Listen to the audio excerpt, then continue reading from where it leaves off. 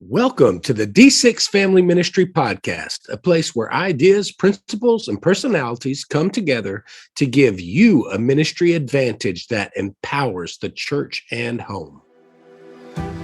I don't know anything more important in our society or in the kingdom of God than to help the church, help the family. Discipleship is not an event, it's a way of life. And one day it just hit me that discipleship at home was not about doing more. It was about inviting Christ into what we were already doing. The goal of family ministry is not families sitting on the couch holding hands and singing Kumbaya. The ultimate goal is families that love God, love people, and make disciples of all peoples. So that's why you're here. You're here to say 1 hour a week, as significant and as awesome as it is, we know that it's not enough and we want to be intentional with every hour. You're listening to the D6 Podcast. Here are your hosts, Marianne Howard, Ron Hunter, and Josh Wooten. I'm so excited about our guest today, and she is a familiar D6 voice and phenomenal leader. And actually, we both live very near each other in Dallas. And I absolutely love this woman. I love her heart.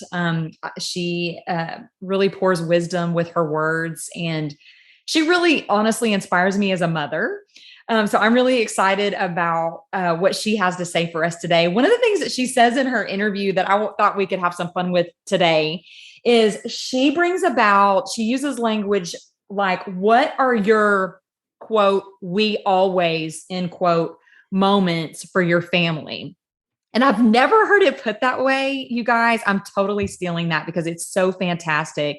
And so her question was, when you overhear your kids talking or when you guys dialogue as a family, what do you guys hear yourself saying in sentences like, we always ... either weekly or nightly as a family, or maybe it's a tradition. So I wanted to ask you guys, what are some of those we always moments in your family dynamics? Well, for us and our crew, I know we've shared on the podcast, we do either mad, sad, glad, or high-low at dinner. But one of the things when we take long trips, or even sometimes if we get stuck in traffic, but we always revert to, I know it's a shameless plug, but it's true, the D6 app, the conversation starters, just the queue of questions that we just flip through. And I'll be honest, our 17-year-old son, sometimes he'll groan like, oh, these again.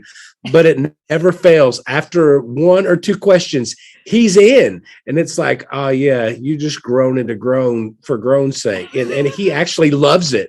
And we have the best time with it. I love it. Gosh, we do the same thing. Questions are the best. And, you got to be able to ask those probing, open-ended questions. And the app provides them absolutely free. Love that. Another one that we always do, and this tends to feature around the holidays, but we would let our kids pick out a jigsaw puzzle. And we would literally just push everything off our dining room table, dump it out, and over the course of a long weekend, put it together. And the value of that is kind of this. Nobody sits there and works on it for hours and hours, but if you see your kids over there trying to put in 5 to 10 pieces, you just go over there and start looking for other pieces and you pop a question. And you're just engaging them apart from technology, and it's some of the best connecting time, and you're having a great conversation while focusing on that puzzle. That's one of those, hey, we always do a puzzle. And so anyway, that's a very inexpensive investment in your kids. I love What about it. you, Marianne? What's an always for you? I actually stole from Lena and Josh several years ago. They do something called Us Four and No More. And it was new to our family several years ago, but it's turned into a we always. I overheard my teenage son talking to his friends in my car, which moms and dads, that is an incredible time. Yes. To hear your kids talking to their friends in your car and you're literally a fly on the wall. It is some of my favorite moments so far. But hearing my son say, we always spend time together as a family on Fridays. So we really have tried to protect our Fridays. And so my boys are social and they have friends and this and that and whatever. But we really do try to have an Us Four and No More, just our family, pressing into each other. We got a smokeless fire pit. These things are awesome. we got a smokeless fire pit, and lots of conversations have been had around the fire pit. And so I'm starting to hear my boys go, are we going to go out to the back porch and do a fire pit tonight, even in the summer? Wow. There's something about a fire, you guys, that just brings about good family connection, at least for us. And so those are some of our we always moments. Now, speaking of fire, Lydia Randall is going to spit straight fire today, as she is a household name in our house. Lydia Randall is one of my wife's faves, and through that, she introduced me to her. And I'm telling you, wisdom just oozes from this lady and everything that she says. So, and I love the practicality in which she uses, and just giving you very simple tools to be able to walk out the philosophy and the truth of Deuteronomy 6. And as you go, and always imparting God's word and keep it in a biblical perspective. So grab your pencil and your notepad or whatever it is used to take some notes, and buckle up, because Lydia Randall is about to drop some truth bombs for you, and we'll catch you on the other side of this.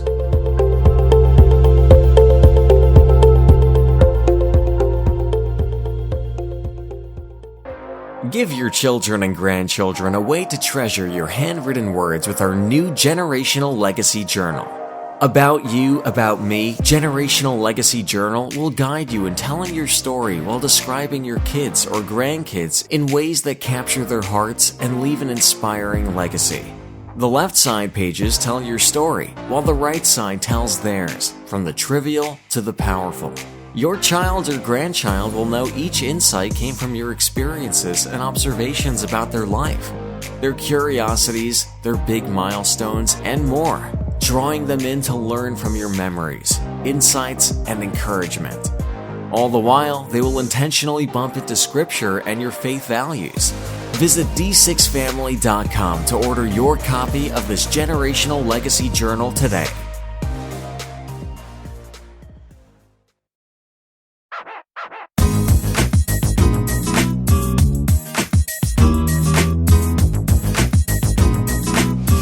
We are joined today by Miss Lydia Randall, who has been serving for over 2 decades through her work with Lake Point Church and Home Point Incorporated.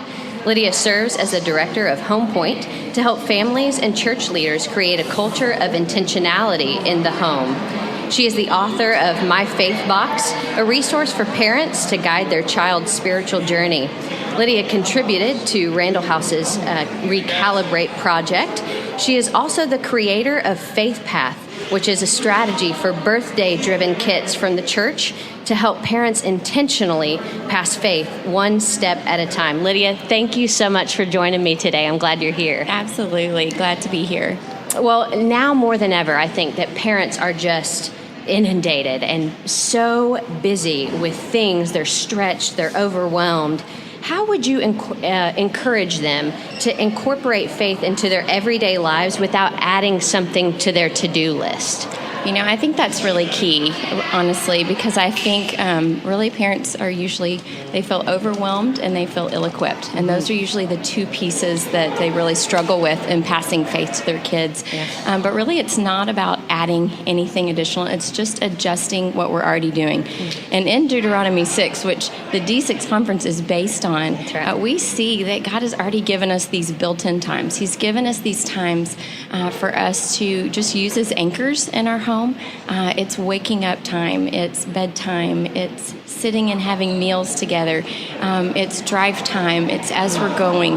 Those are just critical times that can serve as great anchors for our homes, that we don't have to do anything. I think sometimes we put this pressure on ourselves as we have to get out the 20-pound, family Bible, and we have to speak in a monotone voice, and it's just to have fun, engage with your kids, and just as you see a beautiful sunset, speak truth and life as to how the God that's the beautiful creator, just the majesty of who he is, that he placed that in the sky for us. There's just faith conversations that we can have at those times. I think it's also just we already do some of these rhythms, holidays and traditions, but so many of those are really grounded in faith. So just incorporating some faith discussions, some of those things. So it's not adding a bunch of things. It's just tweaking and kind of looking at things a little bit differently of what we're already doing. I love that. Now, what do you say to the person, though, who maybe they're getting a late start? You know, maybe their kids aren't so young anymore. Maybe they're preteens or maybe they're teenagers. How can they start without it being like slam on the brakes and now we're going to change things? How can they make some adjustments now with their older students? That's a great question. I think a lot of parents, we hear that a lot of, well, I guess it's just too late. I totally missed it. And there's that guilt and that shame that comes from that. And really, we just encourage parents to start from where you are. And it's never too late. It doesn't matter how old your kiddos are. It's never too late to start. So just start today with our faith path. It goes from birth to age 18. And we have parents go, okay, do I need to go back and get like all the kits, before? And we're like, no, it's the whole point is that it's supposed to be one step at a time. It's just being intentional about one thing. I would say for parents of teens, just begin with where you are. Find out what your teenager loves to do.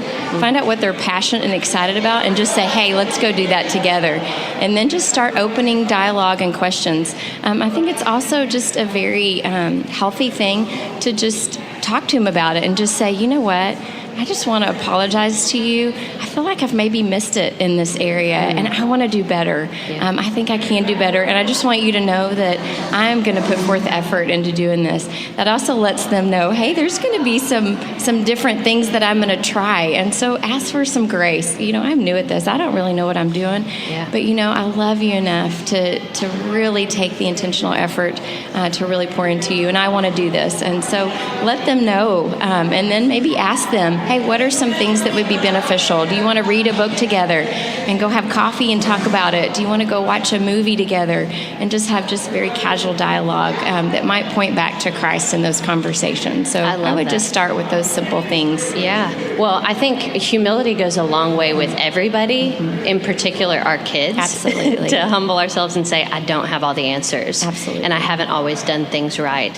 You know, I think back to the last year of us mostly being at home, you know, and we never really thought last spring break-ish that this was going to be our summer break and then it was going to be our winter, you know, like how the last year has unfolded. It's crazy. But at the same time, you know, there are summer breaks that are already built into your schedule, and there's spring break or fall break and Christmas break.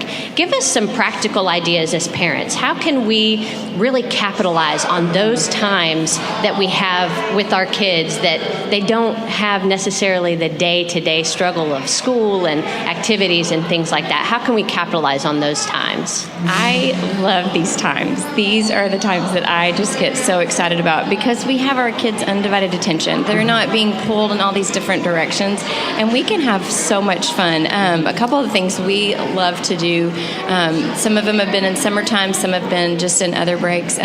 We like to pick kind of a theme of, okay, maybe we have a summer break and it's, you know, so many weeks, so we're going to study, you know, fruit of the Spirit over this, and we're going to do a different fruit every week, and we're just going to build on that, or we're going to do the armor of God, and every week we're just going to do a different piece. Just find something, maybe even specifically that you know your kids are struggling with, and go, hey, you know, we're going to do this specific thing.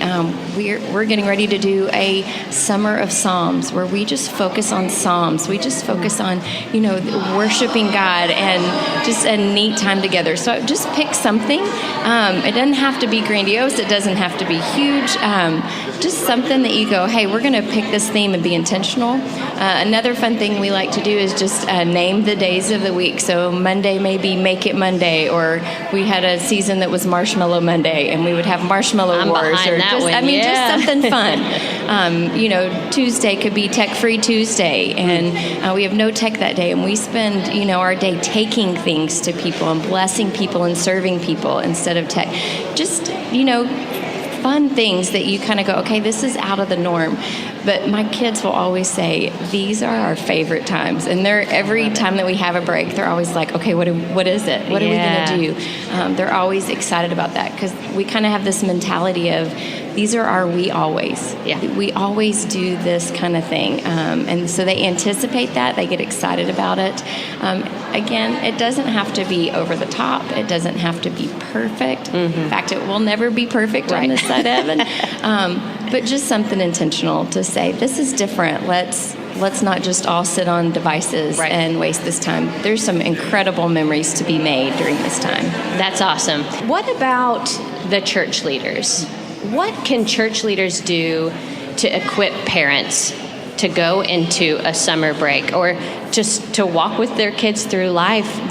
Those who are like, I don't even know where to start with myself, much less my kids, like what can church leaders do to help equip parents to disciple their kids at home?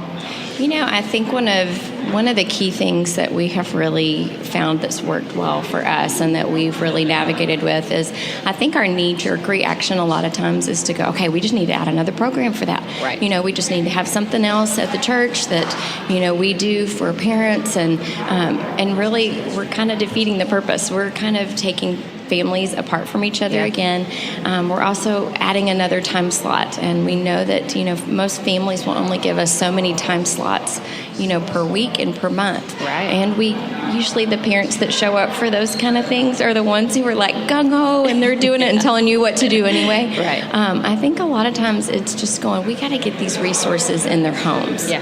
And we've got to equip them to do it in their homes. We've got to make it easy, and we've got to make it likely that they're going to do it. We've got to get some, for us it's holidays.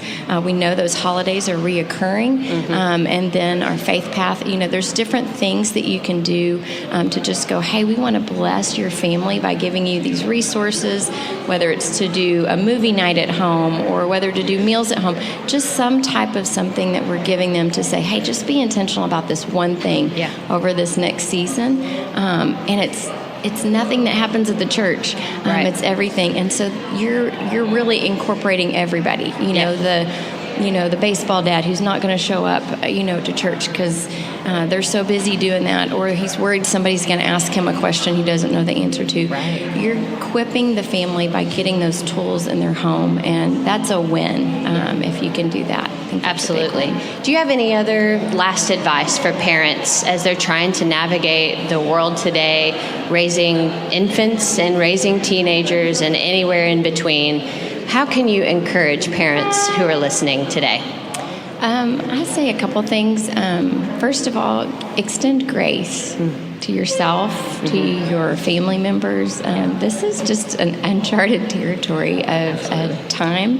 But I'd also say this can be a sweet gift from the Lord, honestly. I think so many of us were running a pace that was just not sustainable. Yeah. And I think God has given us just the blessing of being able to slow down and go, you know what, maybe there's some things that we need to reset in our home. We need to reevaluate and just really renew. That we wouldn't just jump back into everything. I know so many of us are just like so anxious to just get back to normal. People. But I don't think normal was okay. Yeah, I think we need a new normal. And then my big thing that we are really focusing on in our home right now is just our tech-free zones. Yeah. That we're missing moments by looking down at screens. And so I say that, but yet how many times my phone buzzes, and it's a constant that we pick that up and we all get in our devices, that we would be really engaging with the people in our lives, and really especially with our family, and just have fun, make some memories, laugh, have silly string parties. It goes by so quickly. Do the fun. You might as well, right? Yes, just do the fun. Make it happen. That's awesome. Well, thank you so much, Lydia, for being here today and for sharing all of this. Be sure to check out My Faith Box and also those Faith Path kits. That's really awesome. Thank you for being here and for sharing with us today. Thank you so much.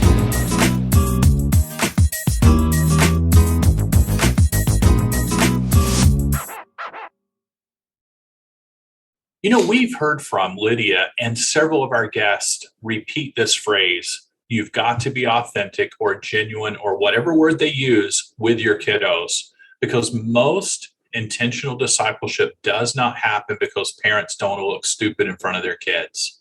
And she said in her time in this interview, she said, let your kids know that you are changing for them and for the relationship you have with them, and say, that's why I'm willing to look silly trying to begin this and not getting it right, and be authentic about it. I love the vulnerability that she's trying to challenge us to do when we're leaning in to do something new that we've not done before. Mm-hmm. Do you see that, Josh, Marianne, with the parents in your church trying to avoid the, I don't want to tackle this because I don't know what I'm doing kind of thing?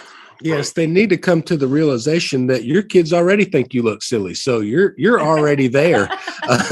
In most cases, if you're not, it'll hit by middle school, I assure you.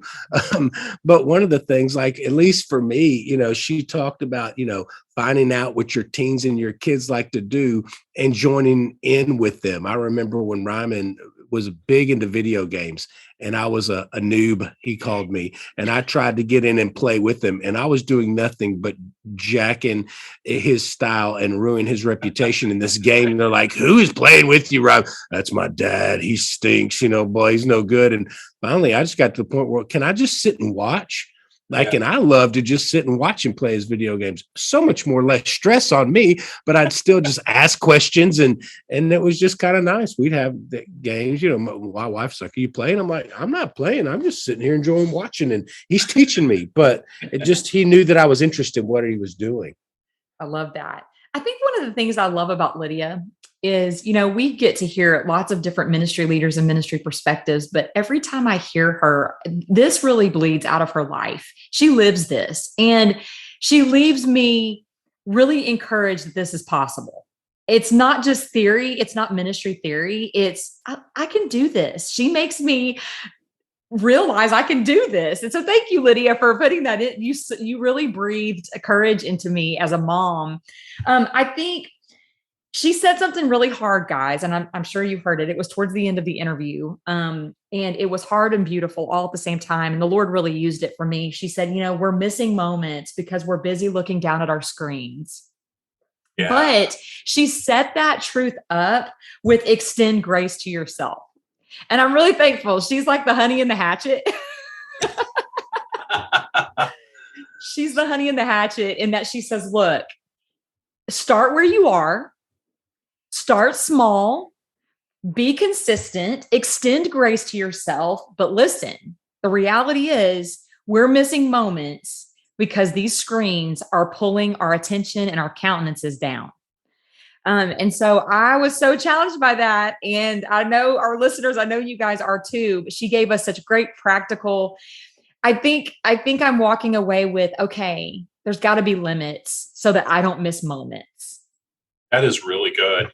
The screen time, looking at our screens and ignoring the possibilities that are right there before us, and doing the mad, glad, sad, asking the questions, the interaction. The screens create isolation.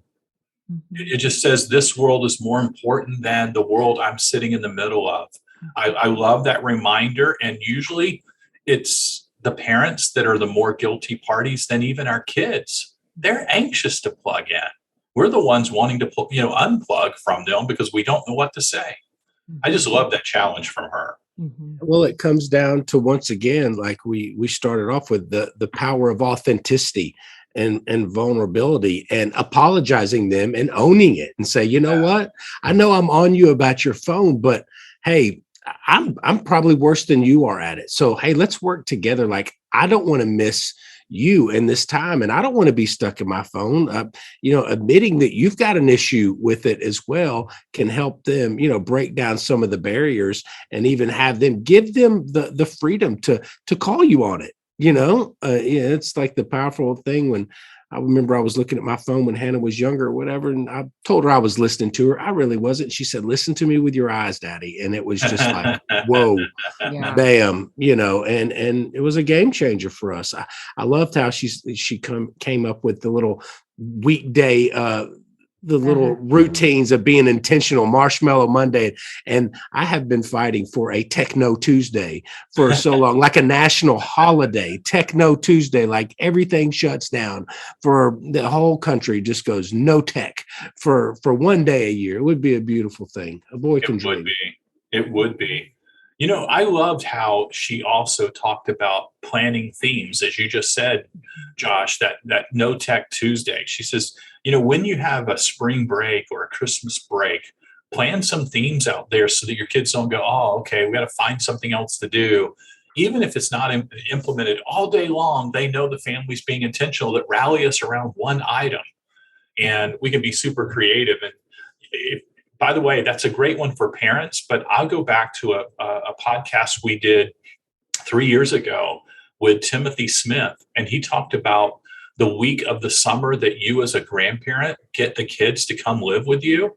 He said he called it grandparent camp, and he planned a theme every day and something to do every day. And he said, it doesn't need to be extravagant. And that's what Lydia said. It doesn't need to be over the top, just something small to rally your kids around. And you know, that one of the ones she tossed out there was doing something for your neighbors or something for someone else. Do not underestimate the power to shift focus from self beyond self in your kiddos. That will pay big dividends in character development. Yes. I love how Lydia, she's like, start small, don't be afraid to tackle small conversations. And in light of that, I wanted to just mention, we have a phenomenal resource. And Ron, I would love to hear just some of your thoughts on it, is our baptism book. I mean, it has been such a huge help to churches. I am hearing so much feedback about our baptism book and how it's helping families have conversations about baptism and celebrating baptism and that decision. And so I'd love our listeners to hear about that practical resource. We published this book back in July, in the middle of the summer. And we had a pretty good print run on this thing, and it sold out in 4 weeks. And we had to go back to press. It blew us away to realize, you know, when you think about it, oh, how do we talk about baptism to our kiddos? That doesn't just like send the excitement meter off the charts when you think about it. But this book is so well written that church leaders and parents thought, hey, you know what? For the first time, I can tackle this topic with my kids. And hands down, if you read it, mom and dad, then it will help you just begin to ask your kids the questions. And when your kids ask you questions, you're going to have good answers for it. You will better understand baptism than you ever have before. Now, I wish this were a video podcast, because I'd hold up this booklet. It's about 4.5 inches by 4.5 inches square, and it's only about 36 pages. I mean, and they're big type, lots of pictures. You can read it inside of like 15 minutes, 20 minutes tops, your whole book, and you will have a good grasp and have that great Q&A with your kiddos about this topic, which I would say read it before they make their Christ following decision, so that it can lead into that very decision. And who knows, mom, dad, you might be the one to open up the word of God and lead them to Christ, rather than you finding out it happened, you know, at church or somewhere else. Step into that possibility, step into that moment, be intentional with that. We bought in bulk, and it has been the fastest thing going off of our shelves on our family resource wall in our church. And it's, as a leader, you know, so often parents will be like, oh, my son has expressed interest in being baptized. Can we set up a time to meet with you? And I think that's great. But what I really love is to put a valuable resource and empower the parents and put that resource in their hand and say, hey, this is a great resource. I want to empower you to have these conversations, to be guiding your kids and directing them through the questions they may have about baptism. And let's give you this book, and let's circle back around later. And they come way more equipped. And I think it empowers the family and builds a stronger family, because as we grow as a church, I may not be able to meet with every single family right on the dime. And I don't want to have to set up a time for next week when this kid's, you know, excited about it right now and may be able to capitalize on their fervor and just put that resource in their hands. So it's been invaluable to us. So we ordered, I think, 50 or 60 copies, and almost all of them are already gone. Yeah, that's amazing. And if you want to find this booklet, I just did this on my computer while we were talking, is go to your browser, go to Google and just type the words Randall House Baptism Booklet. It'll be the first item that pops up. Randall House Baptism Booklet. If you type D6 Baptism Booklet, it certainly is the first three, but you're going to go through a couple of blogs that have reviewed it and so forth, and it's going to be really good. But it's written by Jacob Riggs and by Steve Greenwood. Those are your two authors. It's a very colorful book, and you can get that. And I was thinking through how to merge this back with the Lydia talk. If I were doing a Tuesday, it might not be Tech-Free Tuesday. It doesn't fit my personality as much. I think I would do a Tough Topic Tuesday with my family, and then anybody in the family can say, "Okay, around the dinner table or in the evening, this is the topic I want to pick." And you can just randomly pull in, hey, we don't talk about baptism. It's not the familiar topic, and spend 15, 20 minutes. If you've read this book, you're ready for it. And then you could gravitate around, who knows what kind of wonderful, tough topics. And sometimes it's okay to say, Mom and Dad, I don't have the answer for this one, but next Tuesday, we're all going to do a little bit of research and come back and follow it up before we tackle our next topic next Tuesday. Just have some fun with what Lydia has given us here. That's the point of it. Next week, we're going to be interviewing Mandy Majors, and it is about technology. So this area that Lydia talked about, tech-free, we're going to have a whole show on technology. Can't wait to bring this back in. Really, really, this lady has lived it. And when she started launching her ideas, I'll tell you how good it was. She said inside of she called them semesters, but I'm imagining within a couple of months, the group of parents at her church went from her to 200 overnight, because what content she's dealing with and how she's tackling it is that good. You do not want to miss next week. We're praying for you, and we're praying for you to step into opportunities like you've heard from Lydia Randall today. We'll see you next week.